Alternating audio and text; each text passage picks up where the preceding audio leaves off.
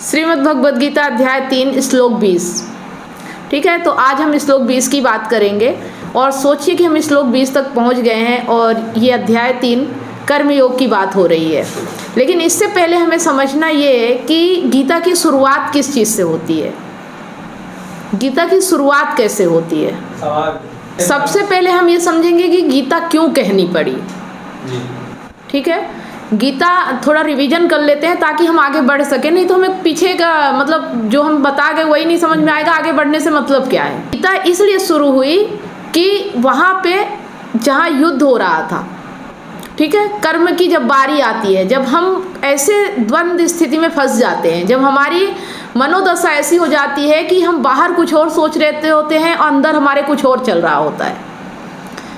मतलब ये कहने का है कि मनुष्य को गीता कब चाहिए होती है, अर्जुन को गीता कब कही गई है? जब अर्जुन भ्रमित थे, जब हम भ्रमित हो जाते हैं, जब हम निर्णय नहीं ले पाते हैं, जब हम मोह में फंस जाते हैं, जब हम सत्य को पहचान नहीं पाते हैं, जब हमारे अंदर से अज्ञानता की बातें उत्पन्न होने लगती हैं, तब गीता हमारे लिए उपयोगी हो जाती है। ठीक है, पर ये किसके लिए जरूरी है ये भी जानना जरूरी है, क्योंकि जब युद्ध हो रहा था उस वक्त युद्ध भूमि में हजारों लाखों लोग थे, लेकिन गीता अर्जुन को ही क्यों कही गई? क्योंकि देखिए मुझे लगता है कि अर्जुन भ्रमित थे, बाकी तो सबको पता था कि उनको क्या करना है।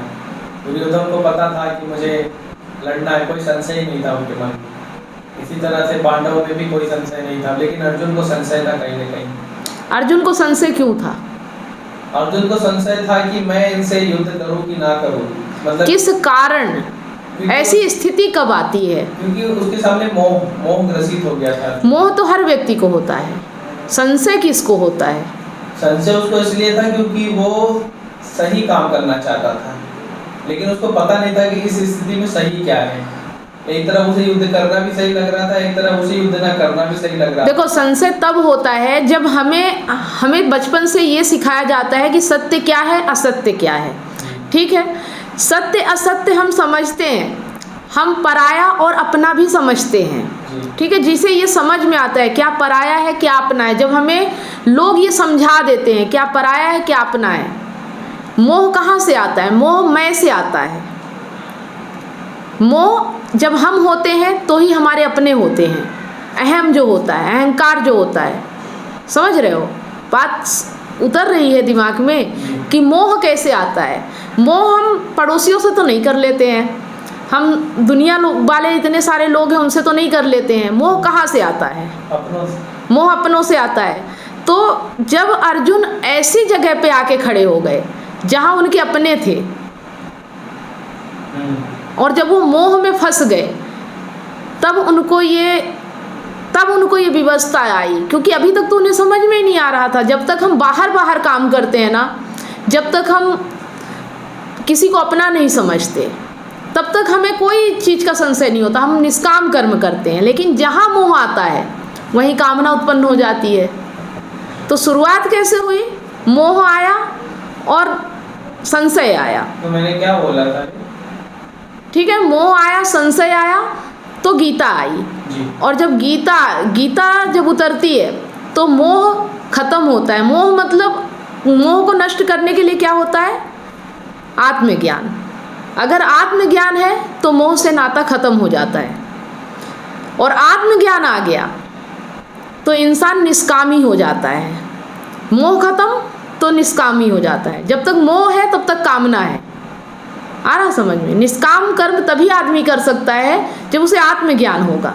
आत्मज्ञान होता है फिर उसके लिए ना अपना कोई होता ना पराया कोई होता।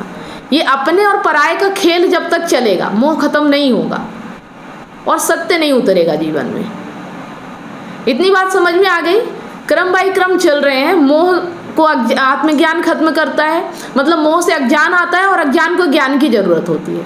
ठीक है, और जब आत्मज्ञान आता है तो हमें फिर कर्म करने में भी समझ में आता है, क्योंकि अर्जुन वहाँ कर्म करने गए थे, युद्ध करने गए थे। उन्हें ये नहीं समझ में आ रहा था कि कर्म कैसा करें, वो किसके लिए करें, मोह के लिए करें या सत्य के लिए करें।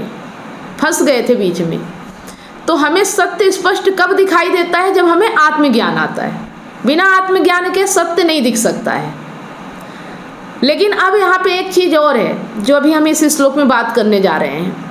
अभी तक हमने बात किया पिछले श्लोक में, जो निष्कामी व्यक्ति होता है, जो निष्काम कर्म करता है, जो बिना लालसा के कर्म करता है, जो कुछ मांगता नहीं है, उसे पूरी संपदा मिल जाती है ना।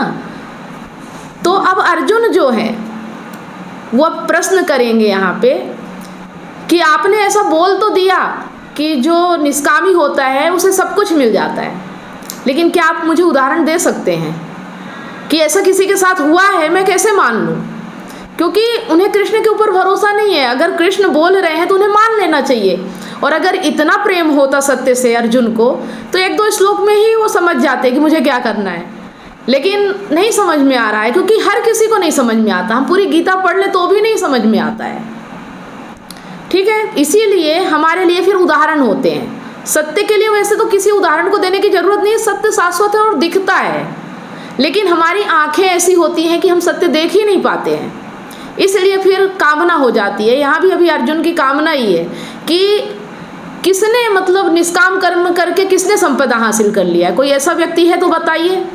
तो आज वही बताने जा रहे हैं। कर्मण्यैव हि संसिद्धम अस्थिता जनकादय लोक संग्रह मेवापि संपश्यं कर्तुमहर्षि। इसका जो अर्थ है कि जनकादि महापुरुषों ने, जनक आदि महापुरुषों ने कर्म द्वारा ही सिद्धि प्राप्त की थी, इसीलिए तुम्हें भी लोक संग्रह संसार की भलाई के लिए कर्म करना चाहिए। देखो अब यहाँ पे उदाहरण किसका दिया? जनक आदि जो राजा थे, उन्होंने कर्म से ही ज्ञान को प्राप्त किया, राज्य करके ही। ऐसा नहीं कि राज्य छोड़ दिया, जैसे वो बोलते हैं ना कि मैं छोड़ के चला जाऊं। तो वो बोल रहे हैं कि ज्ञान प्राप्त करना पुरुषों ने कर्म द्वारा ही सिद्धि प्राप्त की, इसलिए तुम्हें भी लोक संग्रह संसार की भलाई के लिए कर्म करना है। तो अब यहाँ इनका थोड़ा हम अर्थ समझ लेते हैं, क्योंकि 2 छोटे से शब्दों में से हमें चीज़ें नहीं समझ में आती हैं ना, थोड़ी सी बात से हमें नहीं समझ में आती, तो विस्तार में समझते हैं। सबसे पहले तो हम इसका समझते हैं आध्यात्मिक अर्थ क्या है, ठीक है। इस श्लोक में भगवान श्री कृष्ण अर्जुन को यह सिखा रहे हैं कि कर्म करना कितना महत्वपूर्ण है, चाहे व्यक्ति आत्मज्ञान या मोक्ष प्राप्त करने के मार्ग पर ही क्यों ना हो। इस श्लोक का गहरा आध्यात्मिक अर्थ यह है कि केवल कर्म द्वारा ही व्यक्ति संसार में अपनी भूमिका को सही ढंग से निभा सकता है और दूसरों के लिए एक आदर्श प्रस्तुत कर सकता है। मतलब कर्म तो करना ही है, चाहे आत्मज्ञान हो जाए चाहे कुछ भी हो जाए। ऐसा नहीं है कि आत्मज्ञानी कर्म करना छोड़ देता है। जैसे अर्जुन ने कहा ना कि तुम मुझे क्यों भ्रमित कर रहे हो, जब तुमने बता दिया कि ज्ञान ही सर्वश्रेष्ठ है और मुझे आत्मज्ञान प्राप्त हो गया है, तुमने बता दिया है, तो मैं कर्म ही क्यों करूं। तो इसीलिए वो सब बातों को मिला के यहाँ बता रहे हैं कि आत्मज्ञानी भी। इस श्लोक का गहरा आध्यात्मिक अर्थ यह है कि केवल कर्म द्वारा ही व्यक्ति संसार में अपनी भूमिका को सही ढंग से निभा सकता है और दूसरों के लिए एक आदर्श प्रस्तुत कर सकता है। अब यहाँ पे जो जनक की बात की गई है ना, जनकादेह से तात्पर्य राजा जनक और अन्य महापुरुषों से, जिन्होंने संसार में रहकर अपनी जिम्मेदारियों को निभाकर मोक्ष प्राप्त किया। उन्होंने अपनी सांसारिक जिम्मेदारियों का परित्याग किए बिना ही आत्म साक्षात्कार प्राप्त किया। यह हमें सिखाता है कि जीवन के कर्तव्यों से भागना सही नहीं है, बल्कि उन कर्तव्यों को निभाते हुए भी आध्यात्मिक उन्नति की जा सकती है। कर्म द्वारा सिद्धि, अब जैसे बताया गया ना कि उन्होंने कर्म से ही सिद्धि प्राप्त की, तो कैसे प्राप्त की? श्री कृष्ण यहाँ यह कह रहे हैं कि व्यक्ति को केवल ध्यान या तपस्या के माध्यम से ही नहीं, बल्कि कर्म कर्तव्यों के माध्यम से भी सिद्धि प्राप्त हो सकती है। ऐसा नहीं है कि ऋषि या साधु महात्मा बन जाओ या कहीं जाके ध्यान करने बैठ जाओ तो ही सिद्धि प्राप्त होगी। तुम जो रोजमर्रा या जैसी लाइफ जी रहे हो उसमें भी सिद्धि प्राप्त की जा सकती है, ठीक है। कर्म करने से हमें न केवल अपने व्यक्तिगत जीवन में उन्नति मिलती है, बल्कि समाज और संसार के लिए भी हम कुछ सकारात्मक योगदान कर सकते हैं। लोक संग्रह, अब लोक संग्रह क्या है? संसार की भलाई की बात की गई है। ये कैसे? तो लोक संग्रह का अर्थ है संसार के कल्याण के लिए कर्म करना। भगवान श्री कृष्ण अर्जुन को प्रेरित कर रहे हैं कि उन्हें केवल अपने व्यक्तिगत लाभ या मोक्ष के लिए ही नहीं बल्कि पूरे समाज के कल्याण के लिए भी कर्म करना चाहिए। एक व्यक्ति के कर्मों का प्रभाव न केवल उसकी निजी उन्नति पर पड़ता है बल्कि समाज और संसार पर भी सकारात्मक प्रभाव डालता है। क्योंकि अभी अर्जुन सिर्फ अपने मोक्ष मतलब मुझे स्वर्ग नहीं मिलेगा और अपने निजी स्वार्थ के बारे में बात कर रहे हैं। पूरे समाज के कल्याण के लिए कर्म करना है। कर्म वो करना है जिससे पूरे समाज का कल्याण हो। इसका आध्यात्मिक संदेश यह है कि हमारे कर्म केवल हमें ही नहीं बल्कि पूरी मानवता को लाभ पहुंचा सकते हैं। जब कोई व्यक्ति अपने कर्तव्यों का पालन करता है तो समाज में सामूहिक रूप से उन्नति और संतुलन लाता है। निष्काम कर्म का महत्व। भगवान यहाँ अर्जुन को कर्म करने के लिए प्रेरित कर रहे हैं, लेकिन बिना किसी स्वार्थ या फल की अपेक्षा के। यह निष्काम कर्म की भावना है जो गीता का मूल सिद्धांत है। गीता में यही कहा गया है, निष्काम कर्म। ठीक है, तो अगर हम केवल अपने लिए नहीं बल्कि समाज और संसार की भलाई के लिए कर्म करते हैं तो हमें यह आध्यात्मिक रूप से उन्नत बनाता है और हमें कर्म बंधन से मुक्त कराता है। मतलब कर्म बंधन से अगर मुक्त करता है कोई तो सिर्फ निष्काम कर्म। कर्म से भागना नहीं चाहिए। अब इसका क्या है, देखिए जितनी बातें हमने थोड़ी सी की थी उसका विस्तार से हम समझ रहे हैं। इस श्लोक में यह भी बताया गया है कि आत्मज्ञान प्राप्त व्यक्ति को भी अपने कर्तव्यों से भागना नहीं चाहिए। कर्म संसार का नियम है और यह जरूरी है कि हम अपने कर्मों को पूरी जिम्मेदारी के साथ निभाएं।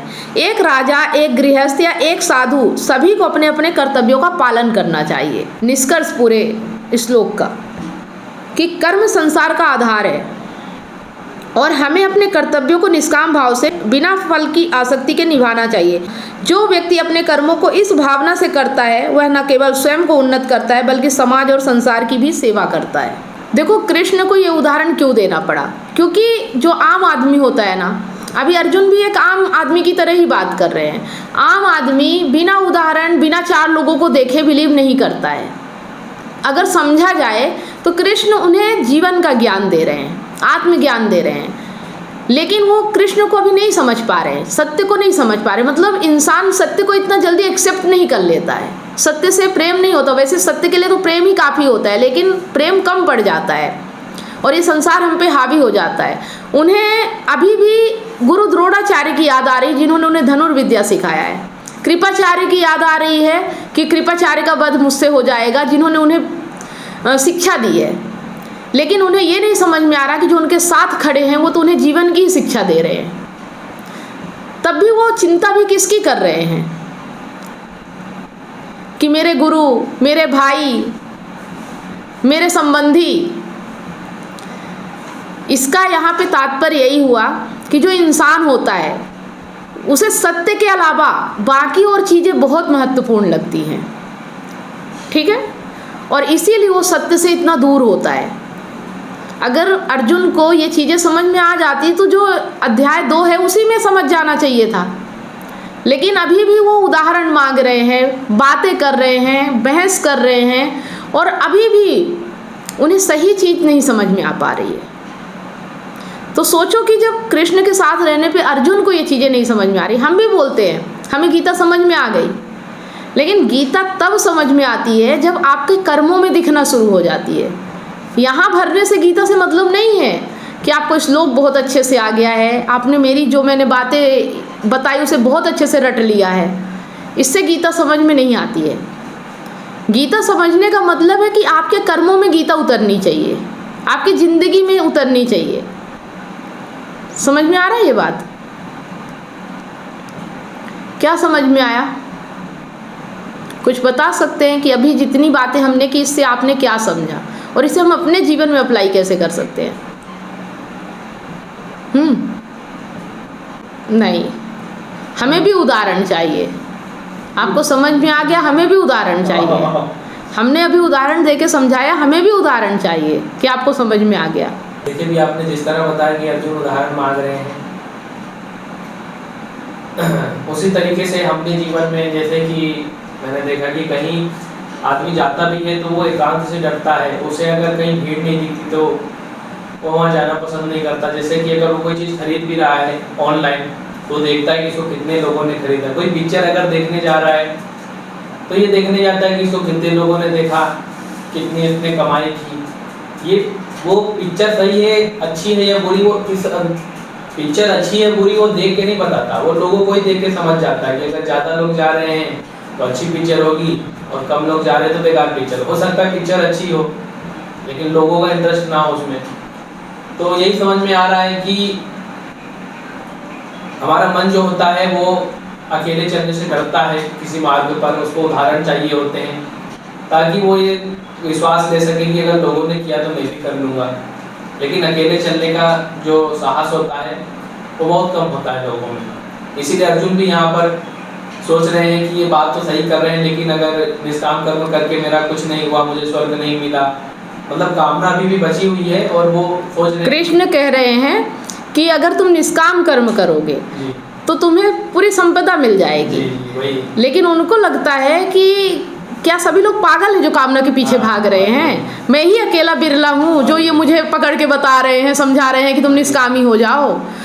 तो समझ में आ रही बात की मतलब क्या समझ रहा है इंसान। लेकिन एक चीज़ यहाँ समझने की है कि जो जितनी कामना करता है उसकी उतनी कामना अधूरी रह जाती है। तुमने आज तक जो भी कामना और जो भी चाहा क्या तुम्हें मिल गया वैसा, लेकिन अगर तुम निष्काम हो जाओगे, नहीं चाहोगे, तुम्हें वो मिलेगा जो तुमने अभी तक सोचा भी नहीं होगा। जो हमारे लिए सही होगा शायद मुझे लगता है, जो हमें शांति देगा वो मिलेगा। और यही समझ में आ रहा है कि इस दुनिया में सत्य के मार्ग पर बहुत कम चलते हैं। बहुत अगर हम लोगों को देखेंगे, केवल उदाहरण ही लेते रह जाएंगे तो मुझे लगता है कि हम पीछे रह जाएंगे। देखो, सत्य के मार्ग पे चलने वाला व्यक्ति ना ऐसा चलता है कि उसके पीछे कोई ना हो और वो काम उसे भले लगे कि ये बहुत बुरा होगा या मुझे इससे कुछ नहीं मिलेगा, फिर भी वो अकेले चलने की ताकत रखता है। यही होता है सत्य का परिचय। और जिसने इस चीज़ से प्रेम कर लिया और समझ लिया वही आत्मज्ञान की राह में और निष्काम कर्म की राह पे चल सकता है। समझ में आ रहा है कि बहुत कम लोग हैं जो सही मार्ग पर चल पाते हैं और सही चीज़ें ग्रहण कर पाते हैं। कामना छोड़ देना इतना आसान नहीं है, क्योंकि हमारे अंदर का सबसे पहले डर खत्म करना होगा, क्योंकि इंसान डरा हुआ है। डरना शरीर को चाहिए और शरीर के अंदर ये क्षमता है कि वो सब चीज़ों से निपट लेता है, लेकिन हम अंदर से डरे हुए हैं। हम अभी ना शरीर की ताकत को समझ पा रहे हैं, ना अपने मन की ताकत को समझ पा रहे हैं। हम ना अपने आप को समझ पा रहे हैं, ना प्रकृति को समझ पा रहे हैं। और ये जो अज्ञान है ना, यही हमारे जीवन का दुख है। और इस पर हमने कई बार बात कर ली है ना। अगर जिंदगी में कुछ दुख है ना तो वो सिर्फ है अज्ञान। जान लेना ही मुक्ति है। मुक्ति की बात करते हैं ना, आत्मा की बात करते हैं। क्या है मुक्ति और क्या है आत्मा अगर समझा जाए तो अज्ञान को हटा देना ही ज्ञान है, आत्मज्ञान है ना। जो अज्ञान है उसे हटा देना ही आत्मज्ञान है और जान लेने को ही मुक्ति कहते हैं। और एक चीज़ और है कि सच कुछ और नहीं है। मतलब सच कहीं ऐसा नहीं है कि कोई जानना पड़ेगा या कहीं से हमें सच ढूंढ के लाना पड़ेगा। सच है, बस झूठ को हटाना पड़ेगा। जो हमारे जीवन में झूठ है ना, अगर हम झूठ को हटाने लगते हैं तो सच अपने आप उजागर हो जाता है। सच को कहीं से लाना नहीं है पकड़ के, या सच को इतनी अगूढ़ चीज़ नहीं है कि उसे हमें ढूंढने जाना है। बस अपने झूठ को हटाना है, सच अपने आप है। झूठ को हटाना ही सच है। कितनी सिंपल भाषा है कि झूठ को हटाते चलो, सच तुम्हारे साथ है। हाँ बोलिए। और मैं ये कहना चाहता हूँ कि अभी एक बात और समझ में आई, आपने बोला कि मनुष्य मुक्ति पाने के लिए नाना प्रकार की विधियों में लगा रहता है। मतलब कि पूजा करता है, पाठ करता है, तीर्थ स्थानों में जाता है, 4 धामों की यात्रा करता है, लेकिन वो अपने कर्म पे ध्यान नहीं देता। वो सोचता है कि काम तो मैं कुछ भी करूँगा, लेकिन अगर मैं पूजा कर रहा हूँ, यज्ञ कर रहा हूँ, हवन कर रहा हूँ, भगवान को भोग लगा रहा हूँ, तो फिर मेरी मुक्ति 100% परफेक्ट है। लेकिन यहाँ सोचिए, स्वयं भगवान श्री कृष्ण बोल रहे हैं कि कोई भी पूजा विधि अपना लो, कितना भी यज्ञ कर लो, कितना भी वो कर लो, लेकिन अगर तुम सही कर्म, निष्काम कर्म नहीं कर रहे हो तो फिर तुम्हें मुक्ति नहीं मिलेगी। तो मतलब कि कर्म ही पूजा है, यानी कि हमारी पूजा जो है वो सिर्फ कर्म ही हो सकती है। हमें अपने काम को निष्काम तरीके से करना है, लोक कल्याण के लिए करना है। तो इससे बड़ी पूजा मुझे नहीं लगता कि हो सकती है भगवान की। आपका क्या कहना है? देखो, जो व्यक्ति, कभी कभी ऐसा होता है कि व्यक्ति को आत्मज्ञान नहीं पता होता है, लेकिन वो कर्म ऐसा करता है, किसी की सेवा में लगा हुआ है, अपने आप को भूल गया है और अपने आप को भूल के किसी की भलाई के काम में लगा हुआ है, समाज कल्याण में लगा हुआ है। मुझे लगता है इसी तरह की बात की है कि जनक लोगों ने कोई सिद्धि प्राप्त नहीं की, मतलब जनक लोगों ने कोई ध्यान नहीं किया, लेकिन उन्होंने अपने कर्म को इस तरह से किया कि उन्हें सिद्धि प्राप्त हो गई। तो कर्म को भी कर लेना, मतलब सही कर्म कर लेना, निष्काम कर्म कर लेना ही आत्मज्ञान है। या कहो कि आत्मज्ञान से निष्काम कर्म आता है या निष्कामता से आत्मज्ञान आता है, दोनों एक है ना। किसी किसी को निष्कामता पहले आ जाती है, वो अपने बारे में भले ना समझे लेकिन वो निष्काम कर्म करने लगता है, अपने आप को भूल जाता है। मैंने पिक्चर देखी थी, पुरानी है, वीर जारा नाम की है। तो उसमें जो शाहरुख खान होता है उसको पाकिस्तान में कैद कर लिया जाता है, लेकिन वो निर्दोष होता है। तो रानी मुखर्जी वकील आती है करीब 20 सालों बाद उसे छुड़ाने के लिए, और फिर अपना पूरा दमखम लगा देती है, जबकि बहुत मुश्किल होता है उसे निकालना। तो क्या ये निष्काम कर्म था कि रानी मुखर्जी का जो वकील थी इसमें उसका कोई कामना थी? देखो काम तो सभी कर रहे, सभी पैसे से कुछ ना कुछ करते हैं, ठीक है, लेकिन तुम अपने सिर्फ पैसे के लिए काम कर रहे हो या सच के लिए काम कर रहे हो? तो वो फिर डिसाइड करता है कि तुम निष्काम कर्म कर रहे हो या तुम बिजनेस या धंधा कर रहे हो। उसने एक जगह छोड़ भी दिया था उसको, बहुत बड़ा, मतलब कि वकील था, उसने उसको मौका भी दिया था काम करने के लिए, लेकिन उसने इसीलिए छोड़ दिया था क्योंकि वो जो वकील था वो सिर्फ वकालत पे ध्यान देता था, उसको सही गलत से कोई लेना देना नहीं। और एक चीज़ और है कि तुम जो काम कर रहे हो वहाँ निष्कामता तभी आ सकती है जब तुम स्वतंत्र हो। अगर तुम किसी के अंडर में काम कर रहे हो या किसी के कहने पे काम कर रहे हो, तुम अपने आप निष्काम कर्म वहाँ नहीं कर पाओगे। इसीलिए बोलते हैं कि स्वतंत्र काम करना, मतलब फिर तुम्हें अपनी स्वतंत्रता के लिए काम करना है, चाहे वो तुम्हारा कर्म हो चाहे तुम्हारा जीवन हो। जहाँ भी बंधन है वहाँ तुम्हें फिर स्वतंत्रता चाहिए होगी। निष्काम कर्म तो करना सब चाहते हैं, लेकिन मुझे सबसे बड़ी दिक्कत यही आ रही है कि अगर मैं निष्काम कर्म करूँगा तो पैसा कहाँ से आएगा? मेरी तो यही सबसे बड़ी दिक्कत है। मुझे मैं खाऊंगा क्या? पहले मुझे अपने पेट को भरना होगा ना, जिंदा रहूंगा तब मैं निष्काम कर्म करूंगा। ये जो डर है कि खाऊंगा कैसे और जीऊंगा कैसे, जब जन्म लिया था तो क्या ये डर के साथ पैदा हुए थे? तो पता ही नहीं था। तब पता नहीं था। उसी मासूमियत को हमें लेके आने का नाम अध्यात्म है। सब छोड़ दो प्रकृति के हवाले, क्योंकि ये ब्रह्मांड जो है ना ये चल रहा है, इस बिना हस्तक्षेप के चल रहा है। यहाँ तुम हस्तक्षेप नहीं करते हो। सुबह सूर्य निकलता है तो निकलेगा, सुबह उतने टाइम पे निकलेगा। रात होनी है तो होगी, बारिश होनी है तो होगी। जब ये प्रकृति चल सकती है बिना हमारे हस्तक्षेप के, तो हम क्यों नहीं चल सकते? हमें डर है कि हमारे साथ ऐसा हो जाएगा। देखो, अगर तुम्हें एक दिन खाना मिलता है और एक हफ्ते खाना नहीं मिलता है तो भी ये शरीर जिंदा रहता है। हो सकता है 1 महीने तक जिंदा रह ले, क्योंकि प्रकृति ने ऐसी संरचना की है हमारी, और प्रकृति संचय कर रही है। तुम्हें चिंता करने की जरूरत नहीं है। ये डर खत्म करना है, इसीलिए गीता है, इसीलिए ज्ञान है। तुम शरीर नहीं हो, तुम किसकी चिंता में पड़े जा रहे हो? जो चिंता करना चाहिए जिसको, वो कर रहा है। ये शरीर तुम्हारा हर पल सक्रिय है, तुम्हें सोचने की जरूरत नहीं है। तुम्हें बस इससे दूर करना है, दूरी बनाना है। तुम्हें ये समझना है कि तुम ये शरीर नहीं हो। हम इस शरीर को ही हम मान लेते हैं, और इसीलिए ये डर हमारा है। हमें ये समझना है कि हम चेतना है, मात्र चेतना है, और ये शरीर हमारा अपने आप सफल है इन सब चीज़ों से निपटने के लिए। आ रहा समझ में? एक बार अगर तुमने समझ लिया कि ये शरीर सक्षम है, ये प्रकृति है, और ये प्रकृति किसी के बिना चलाए चल रही है, तो हम भी चलेंगे। मतलब मैं कोई भी काम ना करूँ अब से। अभी क्या बताया कि जिसे आत्मज्ञान हो जाए उसे भी काम करना है। फिर उसे अपने लिए नहीं काम करना है, उसे समाज कल्याण के लिए काम करना है। ठीक है, अभी अपना डर है कि खाना नहीं मिलेगा, फिर समाज की चिंता होगी कि समाज भूखा मर जाएगा अगर मैं काम नहीं करूँगा तो। आ गया समझ में? तो बहुत सारी चीज़ें हैं जो हम तरह तरह से समझते हैं, और इतना आसान नहीं है। इसलिए हमारी ये गीता चल रही है, और धीरे धीरे हमें भी समझ में आ रहा है। ऐसा नहीं कि मैं बहुत ज्ञानी हो गई हूँ, मैं भी सीखती हूँ, मैं भी समझती हूँ, और मुझे भी धीरे धीरे समझ में आता है। बस मेरे साथ ये हो रहा है कि मैं जो सीखती हूँ उसे अप्लाई करती जा रही हूँ। अब आप लोग कितना अप्लाई कर पाते हो ये तो आप लोग ही डिसाइड कर सकते हो। ठीक है, तो उम्मीद करती हूँ कि आपको ये हमारी गीता बहुत अच्छे तरीके से समझ में आ रही होगी। अगर ऐसा है तो कमेंट ज़रूर करें, इससे हमारा मनोबल बढ़ता है। और वीडियो अगर अच्छा लगा तो लाइक करें, और अगर कोई सवाल है तो दिए गए नंबर पे क्वेश्चन कर सकते हैं। मिलते हैं नेक्स्ट वीडियो में, तब तक आप सभी लोगों को वीडियो अंत तक देखने के लिए बहुत बहुत धन्यवाद।